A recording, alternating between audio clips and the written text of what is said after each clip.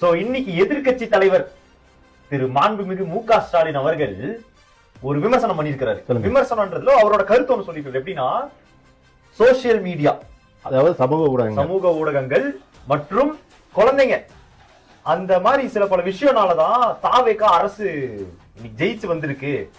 Booth committee இல்ல, booth agent இல்ல, ஒண்ணுமே கஷ்டப்படல, ஆனா அவங்க ஜெயிச்சிட்டாங்க. இந்த ரெண்டு விஷயம்னாலதான் அப்படின்ற மாதிரி சொல்லிட்டு இருக்காங்க. அதாவது இதை நீங்க எப்படி பாக்குறீங்கன்னா, நல்லா ஒண்ணே புரிஞ்சுக்கோங்க.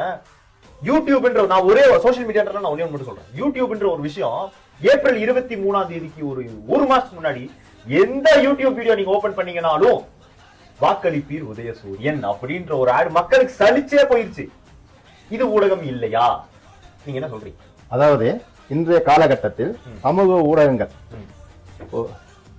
ஒரு மிகப்பெரிய பங்களிப்பை செய்கின்றது என்றுதான் சொல்ல வேண்டும். இன்றைய காலகட்டத்தில் சமூக ஊடகத்தை பயன்படுத்தாதவர்கள் யார்? இப்ப அதிகமா டிவி கூட யாரும் பாக்குறது எல்லாமே செல்போன் வச்சுக்கிறாங்க, யூடியூப் பாக்குறாங்க, இன்ஸ்டாகிராம் பாக்குறாங்க, பேஸ்புக் பாக்குறாங்க. அது அந்த அளவுக்கு அந்த சமூக ஊடகங்கள் வந்து சமுதாயத்தில் மிகப்பெரிய மாற்றத்தை செய்திருக்கிறது. மாற்றம் என்றது தாண்டி தேவை இல்ல மாற்றம் என்று செய்திருக்கிறது. அதாவது எப்படிப்பட்ட மாற்றம் என்றால், இந்த சமூக ஊடகங்கள் இன்றைய சூழ்நிலையில அரசியல நம்மளுடைய நல்ல ஒரு அரசியல வந்து ஒரு மாற்று வழி வேண்டும்.